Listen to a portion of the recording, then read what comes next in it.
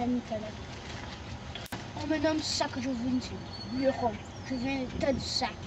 Je cherche les Blancs pour y faire des échanges. Qui sont les Blancs? Quels sont les objets que les Blancs veulent? Les Blancs, Que donnent les Blancs en échange des fourrures? les Blancs gens de la France se sont établis ici en 1534 à la recherche des diamants. Les pierres polies n'étaient pas des diamants.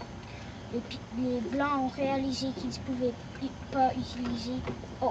utiliser les fourrures d'animaux pour faire des manteaux, des chapeaux, etc.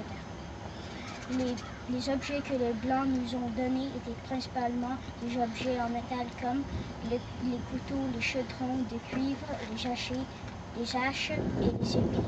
Notre vie est simplifiée maintenant qu'on n'a pas utilisé les objets en os, en pierre et en bois. Est-ce que vous avez l'habitude de manger en changer? Non, nous mangeons le castor, l'orignal, l'oie blanche et moutarde. Est-ce que les jésuites vont en convertie complète ou est-ce que vous croyez toujours en deux dieux?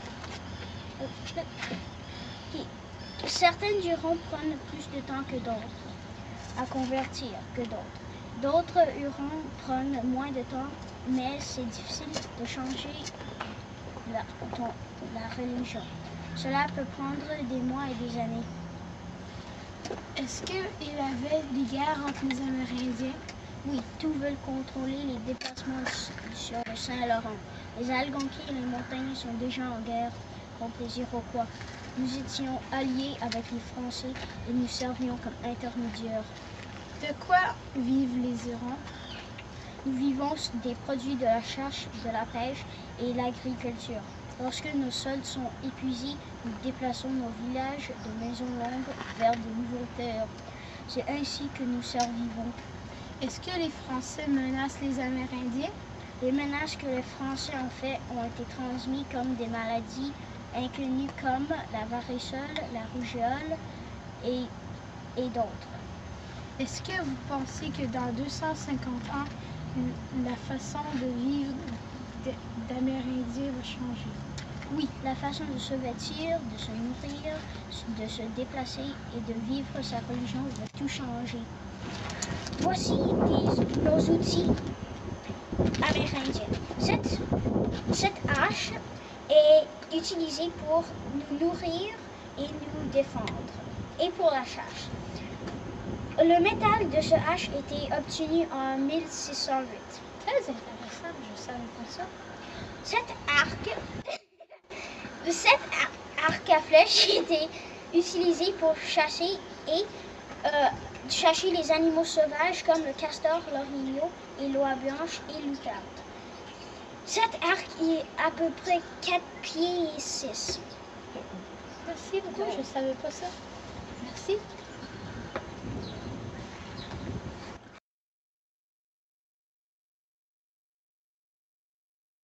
Bonjour, Madame Nicolette. Bonjour, comment je peux vous aider? Est-il possible si je vous demande des questions à propos de la Nouvelle-France? Bien sûr, vous pouvez. Comment était la traversée de France à la Nouvelle-France? Très difficile. Les tempêtes, les brumes et les vents sont très difficiles à combattre. Pendant la traversée, ce n'est pas tout. La traversée est très longue de France à la Nouvelle-France. C'est au moins 9 semaines. C'est beaucoup. Des fois, il n'y a pas assez de place avec les religieuses, les artisans, les soldats, membres de l'équipage et parfois des animaux. Pendant la traversée, on mange des biscuits, des poissons et des poissons et la viande salée. On boit de l'eau et du vin rouge. Très intéressant de vivre dans toutes ces conditions terribles. Est-ce qu'il y avait une condition pour fonder une ville? Pour construire une ville, il faut du sol fertile pour faire l'industrie d'agriculture. Il faut aussi un grand champ pour construire, mais le champ doit être plat pour construire. Alors, oui, il y a beaucoup de conditions pour construire. C'est difficile. Avait-il des mauvaises maladies? Oui, il avait la maladie comme le scorpion. Beaucoup de gens en meuraient de cette terrible maladie. Seulement les Amérindiens savaient comment la guérir. Avait-il une mode en Nouvelle-France vers 1645? Oui, il avait une mode de fourrure de castor. On faisait des chapeaux, des vestes, etc. Les Français faisaient des traites pour avoir les fourrures avec les Amérindiens. On donnait des objets en métal pour les fourrures de castor. D'abord, il avait une mode de fourrure de castor très intéressante.